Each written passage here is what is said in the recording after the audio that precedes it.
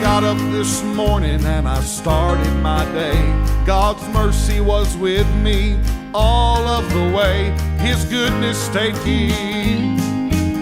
I'm counting my blessings as I journey along. Good friends, a family, and a place to call home. The church where I worship, the Bible I read. My Lord's taking good care of me. When Satan comes tempting and he brings up my past, I tell him I'm forgiven and it's buried at last. The bloodshed on Calvary now speaks for me. My Lord is taking good care of me. I'm never forsaken, I'm never alone. One day I'm a-moving to my brand new home. I'm blessed beyond measure, just look close, you'll see. My Lord is taking good care of me. I'm never forsaken, I'm never alone. One day I'm a-moving to my brand new home. I'm blessed beyond measure, just look close, you'll see. My Lord is taking good care of me. I'm blessed beyond measure, just look close, you'll see. My Lord is taking, He's always taking. My Lord is taking good care of me.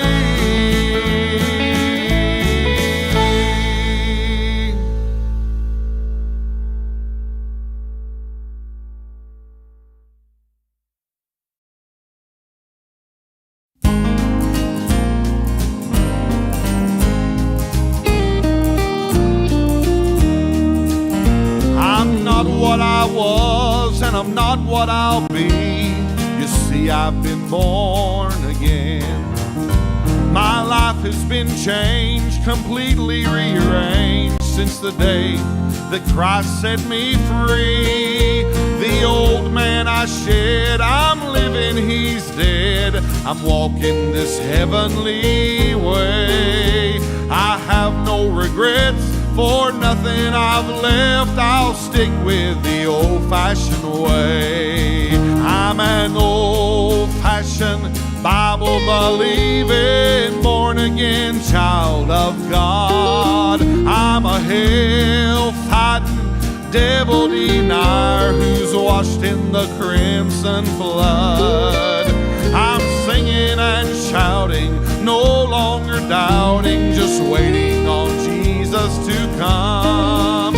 I'm an old-fashioned, Bible-believing, born-again child of God.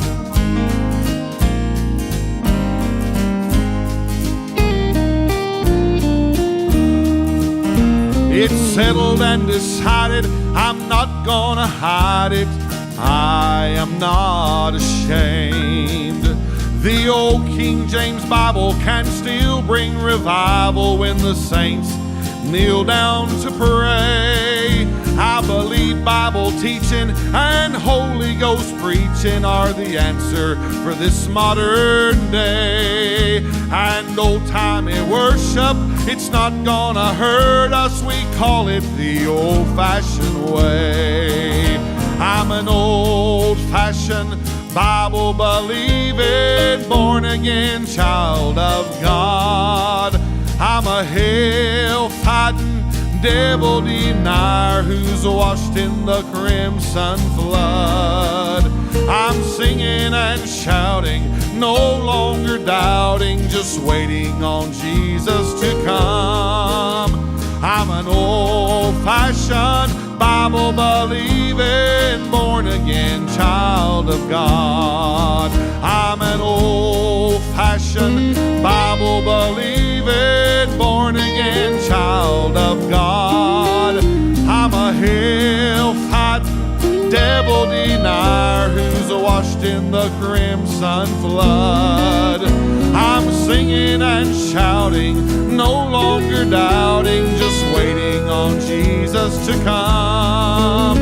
I'm an old-fashioned, Bible-believing, born-again child of God. I'm an old-fashioned, Bible-believing,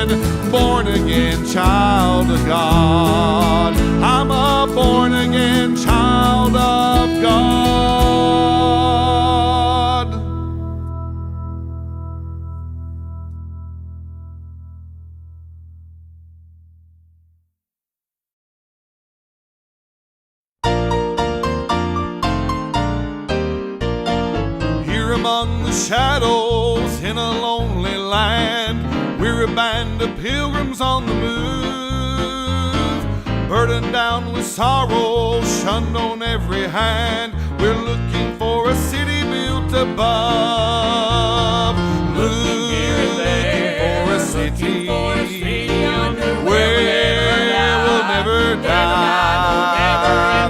There the sainted millions never say goodbye. There we'll meet our Savior and our loved ones too. Come, O Holy Spirit, all our hopes renewed. Here in disappointment we so sadly roam. Friends no longer speak one word of love.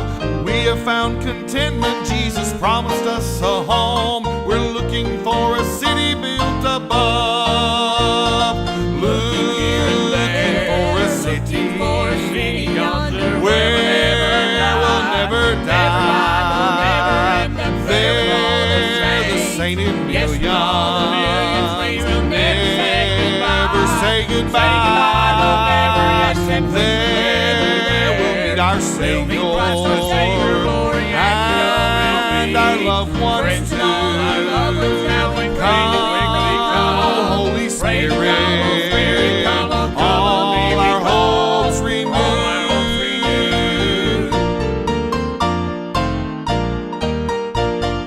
In this land of danger, we're going here and there, trusting in the blessed Savior's love.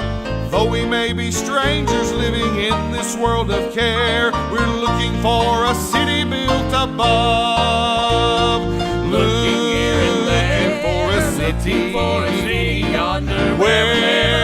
we'll never die. There the sainted millions never say goodbye. There we'll meet our Savior and our loved ones too. Come, O Holy Spirit, all our hopes renewed. Looking for a city where we'll never die. There the sainted millions never say goodbye. There we'll meet our Savior and our loved ones too. Come, O Holy Spirit, all our hopes renewed. Looking for a city where we'll never die. There the sainted millions never say goodbye. There we'll meet our Savior and our loved ones too. Come, O Holy Spirit, all our hopes renewed.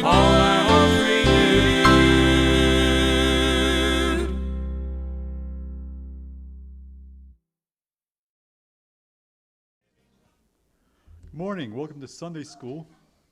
Good to see everybody here. Good to see David and Teresa with us again.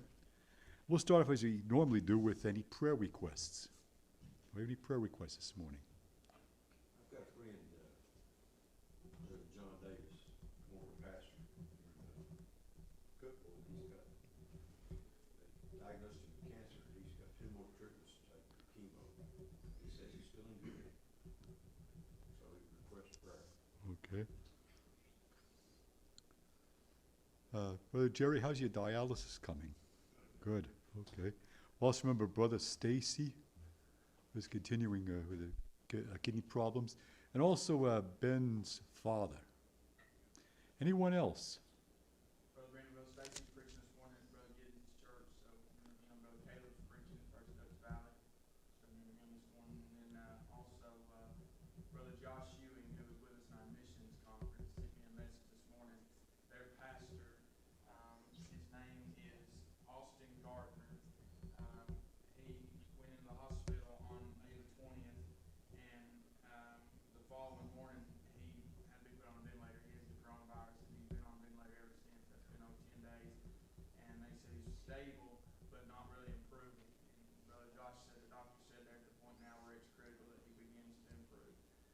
So just really remember him in your prayer, Brother Austin Gardner. Austin Gardner, okay. Anyone else? Actually, I'll pray for Kyle, my oldest boy. He got deployed this past Friday. He'll be gone for about a year. Remember him, remember his wife and his little boy who's still here. Yes, I understand. I can relate to that. Any other prayer requests? Remember our country, absolutely. In light of what has happened lately, this aren't enough problems. We have some more problems added up. So remember our country in prayer. Very good. Any other prayer requests? If not, Brother David, could you open us up in prayer, please? Dear Lord, we thank you for this opportunity to come back to your house, dear Lord. We just pray, dear Heavenly Father, for our country. Pray for each prayer request that's made, dear Lord. We know that you're in ultimate control, dear Heavenly Father. Sometimes we need to be reminded of that. Just help us, dear Lord. Be with us throughout this service. Bless each thing. Said and done, may it bring honor and glory to your name. It's in Jesus' name we pray. Amen. This morning, open your Bibles, please, to 2 Timothy chapter 4. 2 Timothy chapter 4, and we'll read verses 5 through 8.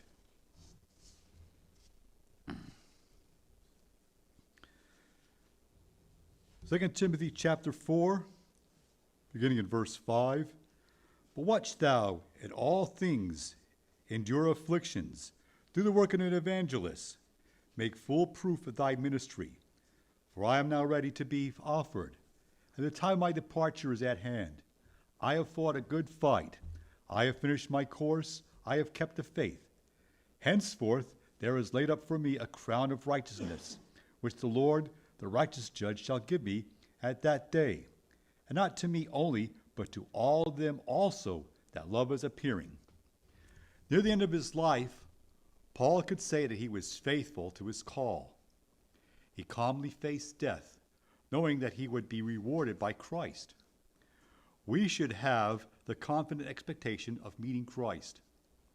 The heavenly reward is not just for giants of the faith, but for all who eagerly await Jesus' second coming. No matter how difficult the fight seems, keep going. We will discover that when we are with Jesus, that enduring affliction was all worth it. And with that, you're dismissed to your classes.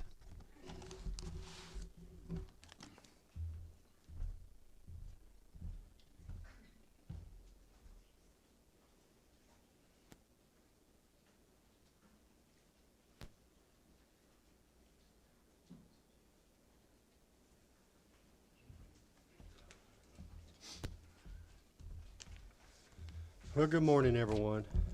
It's great to be in the Lord's house, especially during these times, I tell you. And I don't think we're out of the woods yet. But anyway, we're going to be in the book of Proverbs today, and we're going to be studying from that, or looking at that, as we go through through the Old Testament with a Bible survey of the Old Testament. At this point in time, we're in 5 of the books. We've already covered some of the books in this, and this is a book of emotions. These are starting, we talked about Psalms. We've looked at those books, but this is what we're looking at. These 5 books has to deal with the books of emotions. You're talking about Psalms, you're talking about Proverbs, you're talking about Ecclesiastes, all these books in here, Job. And so these are the ones that we're going to be looking at. And today, we're in the book of Proverbs. Okay. How do you study the book of Proverbs? How do I teach the book of Proverbs? How do I go into this particular book and try to give you something? Because I guarantee you everybody in here has read the book of Proverbs many times. So what do we get out of the book of Proverbs? What is the book of Proverbs? The book of Proverbs is a book of instruction. You can look at the book of Proverbs, it is a book of rules. The question is, when we read the book of Proverbs, God wants us to apply it to our lives.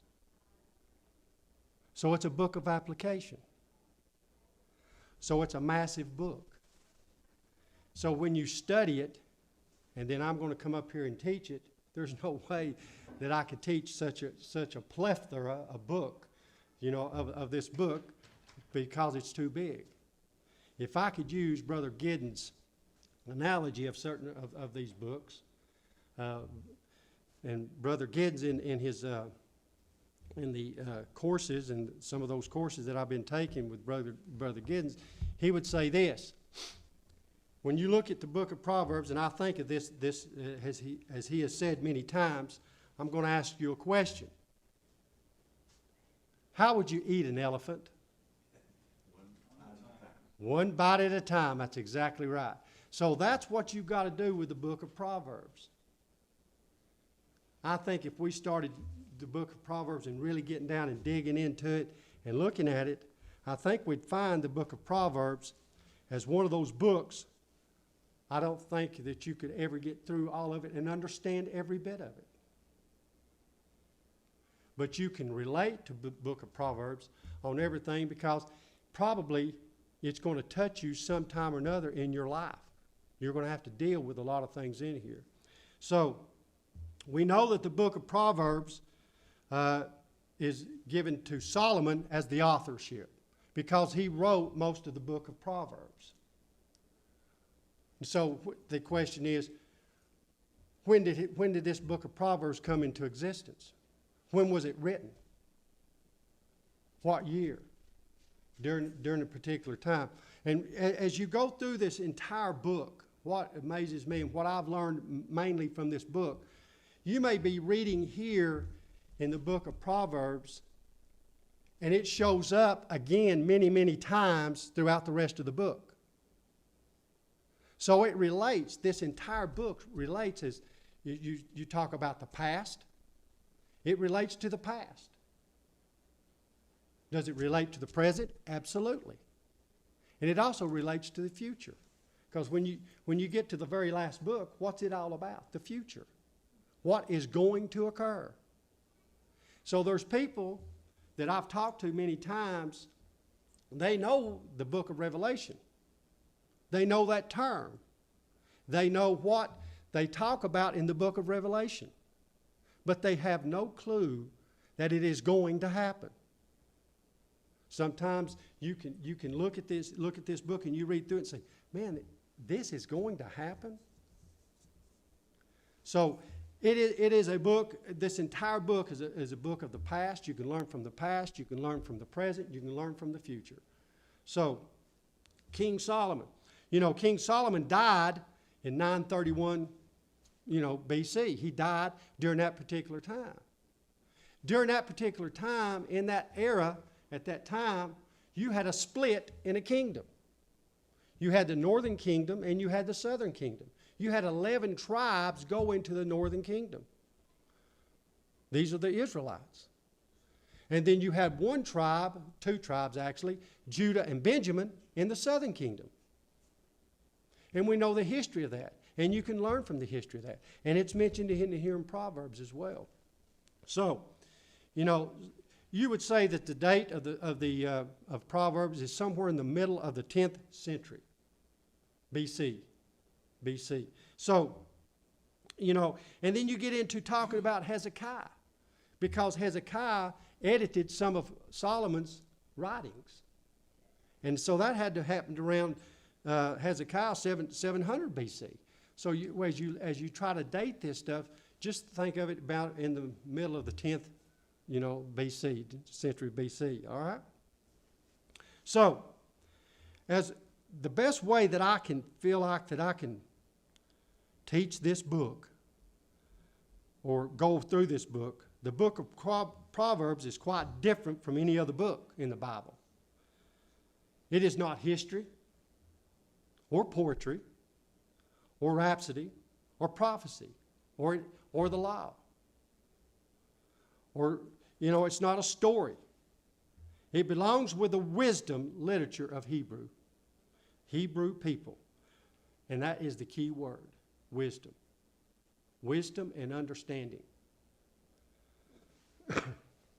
No, but it's, But it's a different book in wisdom as compared to, as we get to the book of Job and Ecclesiastes. It's different in all its own, because it is a book of application. It is a book of rules. So it deals with countless topics. And, I'm going to give you a few of these. I'm not going to give all of them to you. We'd be here till quite some time. But it is a topics of wisdom, sin, goodness, wealth, temptation, pride, humility, justice, folly. A whole lot about foolishness. The difference between foolishness and the way you should live. Foolishness. My mother used to say, Dallas, that's foolish. That's foolish. Some of the things that I would do. Some of the things that we've all done.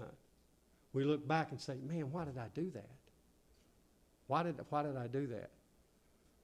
Well, the book of Proverbs can explain why you did that. So, these are just a few, and there's going to be some more that we'll probably go through and so forth. So, I more or less did an outline. I'm going to teach an outline.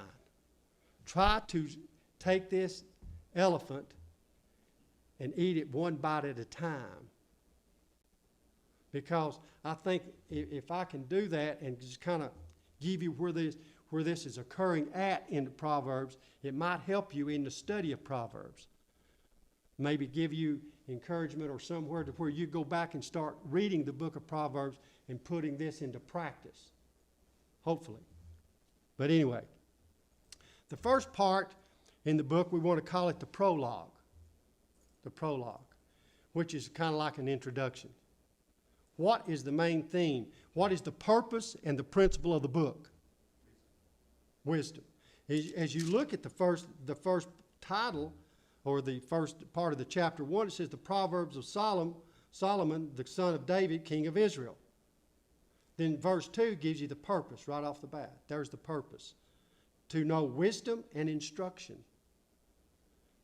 To perceive the words of understanding.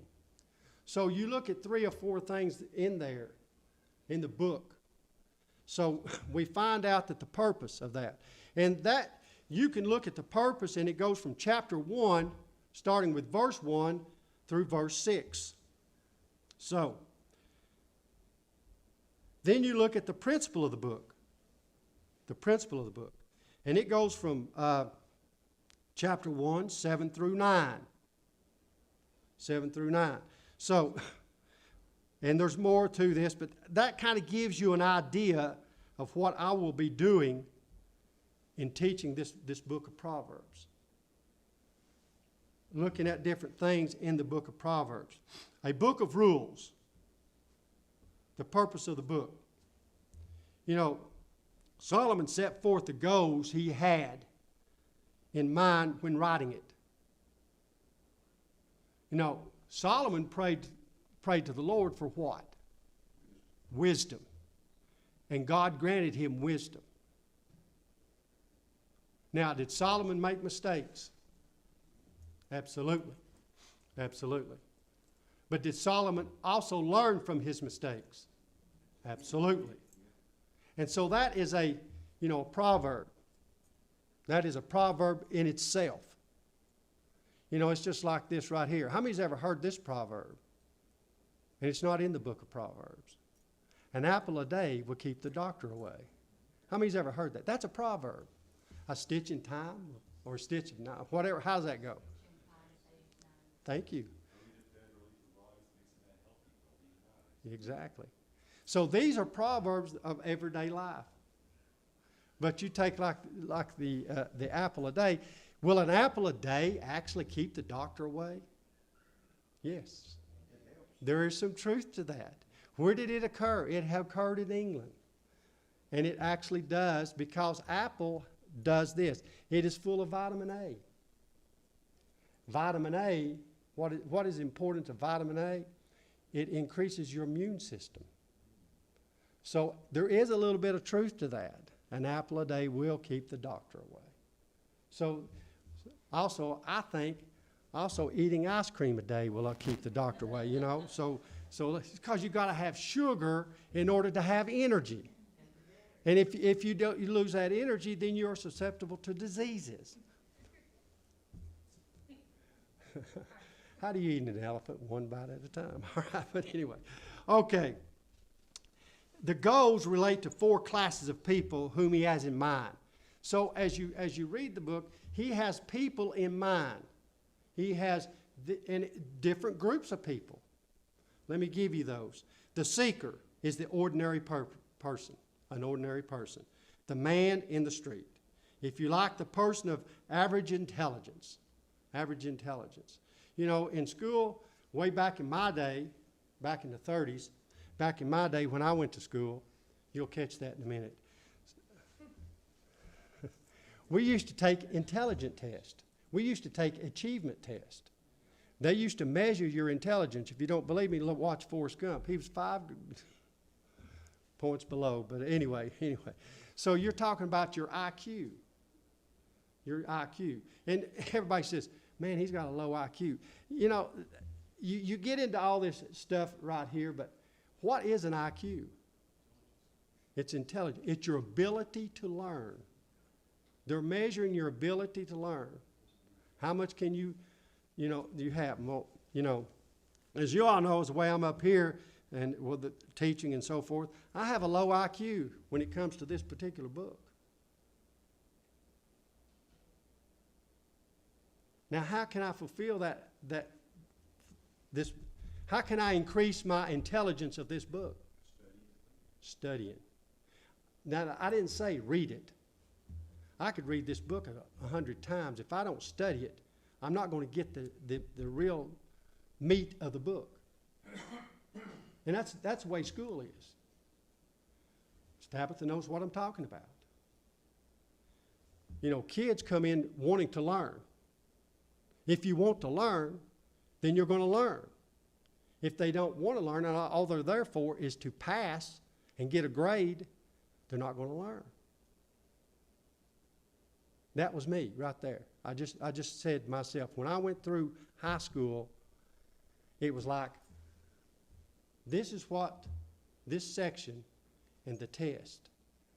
So I studied for the test. Does that make sense? I didn't learn the material. I made straight A's in math. I could not do one algebra problem today. I could not do any geometry today. Made straight A's in it. Because all I did is when it talked about those theorems, is I learned those theorems and how to place them into what situation I needed. I didn't learn it. I practiced it. You know, memorized it. It's a better term. I memorized. So after I memorized it, I erased my memory banks and I got on to the next thing. So I didn't really learn a whole lot. And I found that out when I went to college. My first term paper that I wrote, my theme that I wrote, the instructor, after he looked like a Christmas tree when he handed it back, had a little note at the top. Are you sure college is what you want to do? So I had to go to work. That challenged me. I'd challenge anybody. So my first 3 or 4 papers that I wrote, I made F's. Thank God that he graded on improvement. I got a C out of the course. So I say all that. Does that have anything to do with Proverbs? Yes. Yes. Because it's what God wants you to do is to understand. That's the word that he wants you to understand in the book of Proverbs. And you can read the book of Proverbs and you can study the book of Proverbs 100 times and you're going to get 100 different answers to your questions. Does that make sense? It does to me, because that's what I have, that's what I'm looking at. So we're looking at that. It also has to deal with statesmen. You know, whether it be the king of his throne, the politician in office, the judge up on the bench, he has things in here for the statesman. He has things in here for the government. Has things in here for a teacher. The simpleton. And I'm gonna read it just like John Phillips said it, okay? The simpleton is the fool. The person Solomon here calls the simple.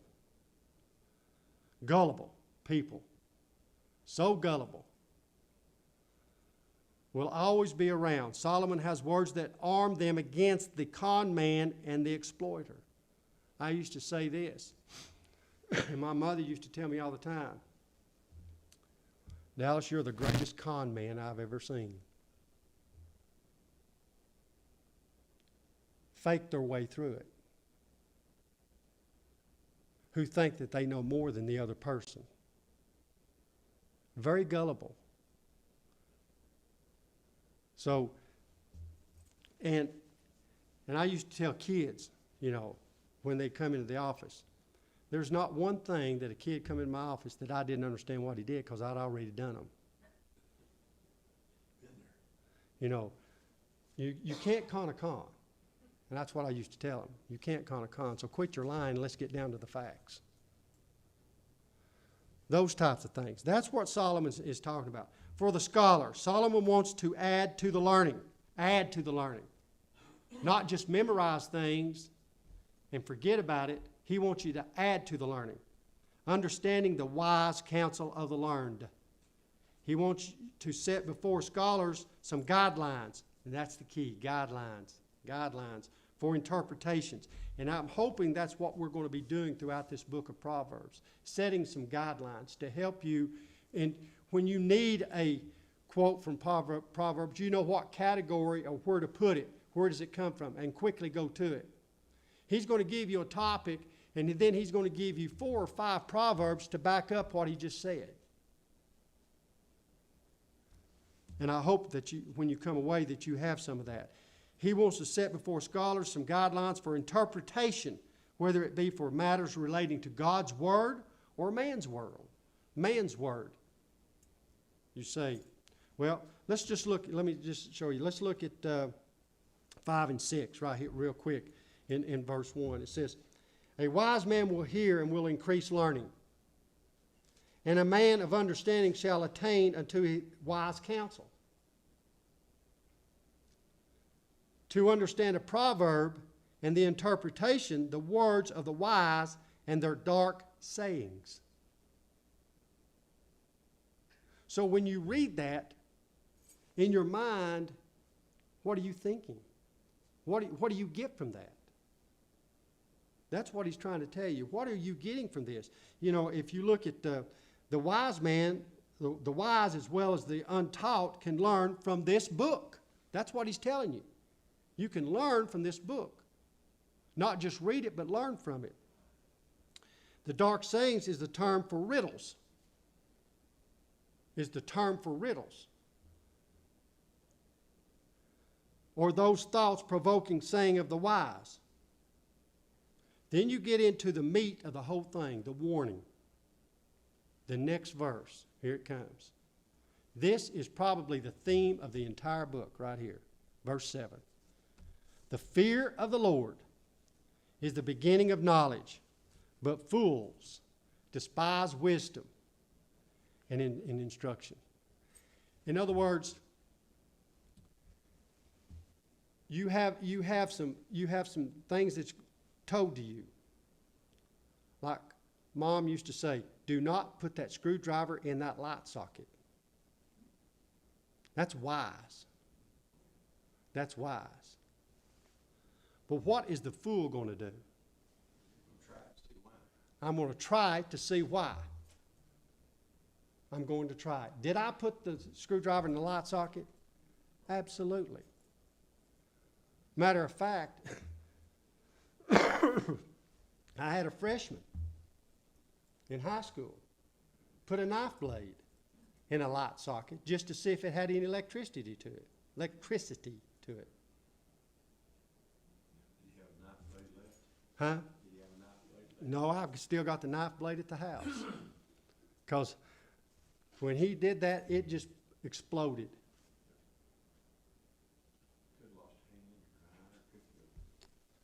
Well, he almost died anyway, because I about.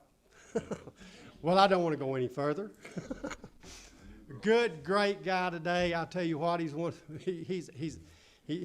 Matter of fact, he preaches. Matter of fact, he has a church, and he's a fine, fine young man today. But I tell you what, he stuck. Man, scared me to death, because I thought, well, there goes my career out the window. So anyway, let's move on. But a great guy today. I tell you what, I talk to him quite often. He asks me, can I have my knife back every time he sees me? And the answer is no. I still have it. I still have that knife. So anyway, so the fear of the Lord is the beginning of knowledge, but fools despise wisdom and instruction. For the most part, Solomon teaches by contrast. The contrast between the wise man and the foolish man. Most things in here, Solomon tried to. Oh, yeah. Yeah, absolutely. You know, it's kind of like this right here. Experience is the best teacher. Experience. And, you know, how do you get to be full of wisdom? Experience. Time. You know, the gray hair, so forth and so on. The difference between the two would be brought into focus around two basic principles: the reverence for God and respect for authority. Let me repeat that. The reverence for God and respect for authority. And most of the time when you start getting into a conversation, and we talk about today, and as we look at the world today, if I can say this without offending anyone, and I don't intend to do that, but it's like this. Do we really have people today that respects authority? Do we really do that in a higher position? Do we today? And let me go back and say this. Back in during the old times, if I can do that, was there more authority during that time than it is today? Do you understand what I'm asking? Do we respect it today? Do we respect the position the person's in? We may not agree with the person all the time, but do we respect that position? And we follow the instructions. It's just like being a principal or just being like anything else. The position that you hold, a lot of times, whether they agree or disagree with me, they respect the position that I'm in. So a person that comes in and they're working for someone, and this person asks this person to do this and this and this, you know, they may not agree with everything, but they respect it. It's just like there is times when if you feel strongly about it, that's when you need to you don't need to go out and start criticizing and downgrading and so forth and so on the person. You need to go talk to the person and express your feelings to that particular person. That's not done anymore. We want to put it on Facebook. We want to get it on social media, Snapchat, all those things. And that's as far as I can go when we start talking about that stuff, because I don't have it. So anyway, so the two areas where modern man has lost it today, as we look at it. No wonder the nation of the earth are headed on a catastrophic collision course. You know, and John Phillips said, when he talked about that, he's talking about economically. He's talking about ecologically. And he's talking about socially, culturally, those terms that you find throughout the book of Proverbs. So, now, Solomon wants to teach us that fear of the Lord is the beginning of wisdom. He will use half a dozen Hebrew words in the writing of the book to bring out the full force of what he means by wisdom. What he means by wisdom. So he's going to give you several different things to give you a meaning of wisdom, because wisdom is a broad spectrum. Wisdom of what? What is wisdom? hopefully when we get through, we're going to have a better concept of what is wisdom. What is wisdom? So, he will use words that mean wisdom, purely and simply. Words that mean discernment, discrimination words. That means prudence or good sense. Teaching good sense. I refer back to a lot of my childhood days as I was trying to learn many different things that I can recall that really taught me a lesson. And I want to share one with you. And this is to me, I look at this and I think of Solomon, okay? I think of this book as I've studied partly through it. I'm not all the way through it, studying it, breaking it down. I'm not that far along yet. But anyway, my dad, we owned a general store. He ran it for 42 years in a community of 200 people. From that particular store, he sent 4 boys to college. I never had to pay a dime to go to college. I had to pay a dime when I got my master's. But he gave me my BS degree. Dad paid every dime of it. For my brother Kenny, for Alan.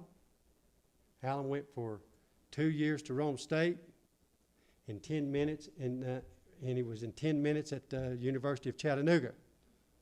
Back in those days, he lost some credits because they wouldn't transfer from Rome State. So he left, bought the store from Dad, and he run the store, and the rest is history. But anyway, for myself, you learn from things. And I look at Dad, and I look back, and I look at, Andy Griffith, how he taught and so forth, and I thought my dad did a lot of the same things. Let you learn through doing. So it's kind of like this. Dad goes over to the house, and he tells me, he says, if anybody comes in and wants some meat cut, you call me. Because he did the butchering himself. And David knows what I'm talking about. But there was you probably don't know, but David probably remembers her. Gladys Tompkins from Deer Lodge.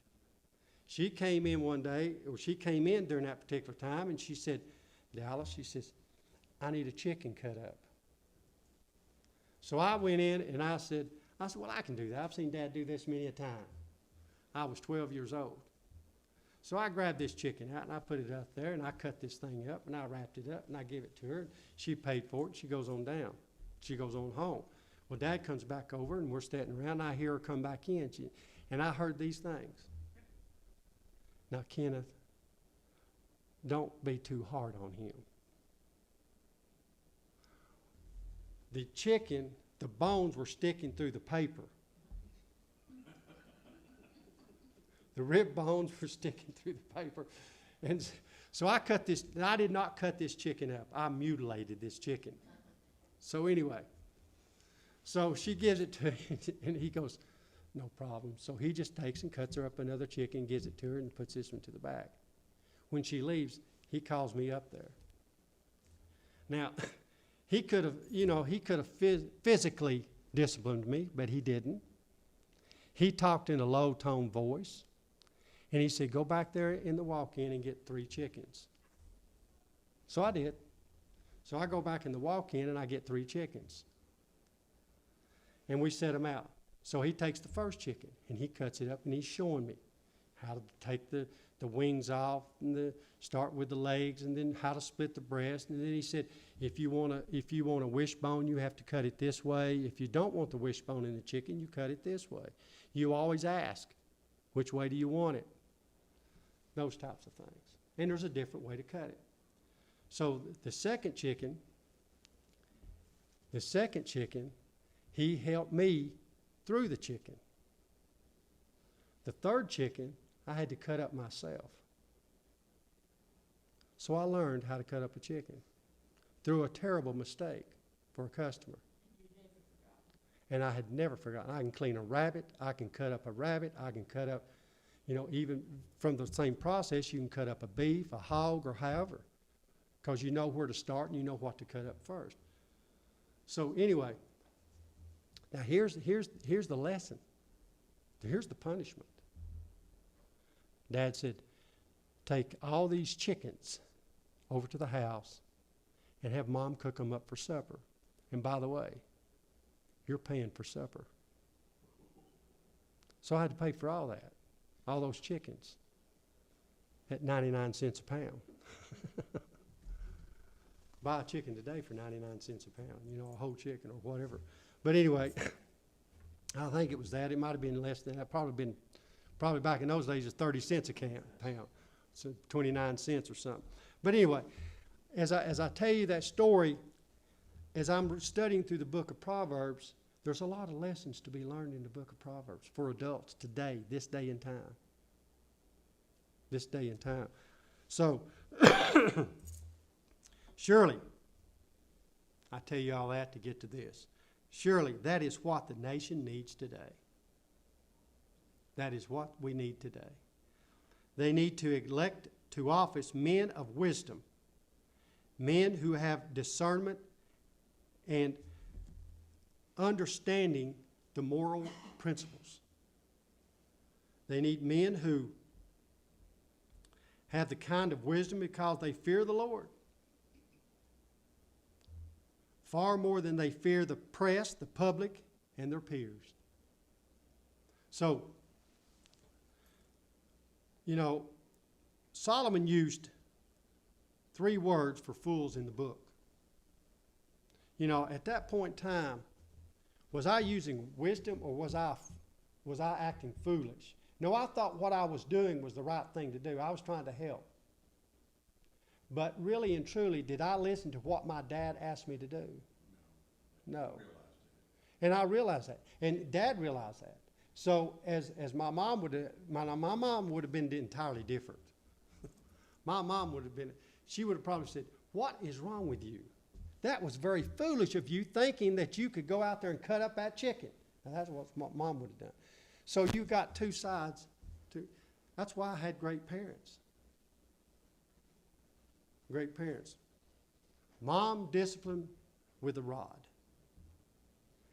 Dad disciplined with learning. So I got both ends of the spectrum. Now, did Dad ever discipline with a rod with me? Yes, he did. Especially when I lied about hitting Alan in the top of the head with a hoe. Bryant, my youngest brother, and blamed it on Alan. That was the rod was brought out that day. It really was. But anyway, after they found out, after I told the truth finally. So anyway, so the first 9 chapters of Proverbs are almost a title, a little book on their own. This would be the section that I would call the monologue, the main purpose of Proverbs. So monologue is what we'll be getting into today.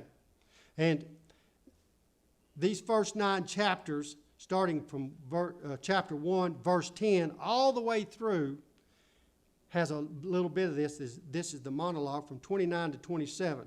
But the first 9 chapters are is a book within its own self. And in that book, going from chapter 1, verse 10, all the way through 9:18, we're going to be talking about the passionate stranger. The passionate stranger. You're going to be looking at the persuasive smoothie. Persuasive, you know, that person that come in that you can really put it on thick, convincing you. You need to buy this. You need this vacuum cleaner. Boy, they're smooth on that when they come in. When you allow them into your house, and they're going to demonstrate how to clean it. But anyway, the promiscuous seducer, the purposeful streetwalker, the pitiful simpleton. Each one of those plays a major part. And I just lost my place. Okay. The first part that we're going to look at out of this is the moral issues. I've got time. I'll go through this one, then we'll look at some other stuff next week. All right. Two principal Hebrew words are used to describe the immoral woman in this section of Proverbs. The first is a word meaning apostate to a foreign religion. Somebody give me the definition of apostate. Going against, steering away, going against or steering away. It is what we're talking about. Like you go against what the book says. You go against, turning away. All right. The kind of religion that employed immorality, and we know what when we say foreign religion, what are we really talking about in the Old Testament days? Tower of Babel. Exactly. That type of religion, to where the children of Israel, or the Israelites, when Babylon came in and captured Israel and took them away, and they were in Babylon for how many years? 70 years. Well, you're learning their ways. And children that were born is learning their ways. They did not know the past. They did not know the Jerusalem. They did not know what the temple or that. So their religion was pagan religion. You know, the book of Ruth, it talks about she had a choice which way to go. She chose to go God's way. So, and when we talk about this, the reasons for using these two terms is a warning against immoral behavior and sexual immorality is a sin in the sight of God in heaven. So, I've run out of time. We will begin next week, if we could, those 5 warnings we talked about. There is 5 warnings in this section right here. Is there any questions or any comments? Anything you'd like to add or take away? Is this beneficial? Should I change tones and go a different direction with this? But it's kind of deep, and so it takes us a while to think on it. Well, as like me, I'm going to think about it. Then once I pass the test, guess what? Once I get through the test, I'm ready to erase that from my computer chips because I have a low memory. It's like on my depth finder right now, it says memory's too low, cannot add anything else. Okay. All right. I appreciate your attention. I hope this is beneficial. If it's not going to hurt my feelings one bit for you to say, hey, listen, I'm not getting anything out of this. We'll go a different direction. If you tell me that, then next week you can teach the class. That'll be fine. I don't have a problem with that. Because we're all in this together, right? I want us all to learn together. And any time that anytime that you want to share anything, feel free to do that. Interrupt me, stop me. If you don't understand something, don't understand where I'm coming from with it, stop me. And then I'll explain it the best I possibly can. All right? Anything else? We good? Okay. Let's end in a word of prayer. Jerry, would you please pray for us? Oh, Lord, we thank you again for an opportunity to come here, Lord. Our heart is broken for our nation, Lord, as we turn against you, Lord. Your hand of protection is took away. Lord, we ask that we might be witnesses for you, Lord, that we might help win a few before you come, Lord. Now bless this offering and all the things that you have for us today, Lord, that we might be able to look up to you, Lord, and praise you in Jesus' name. Amen.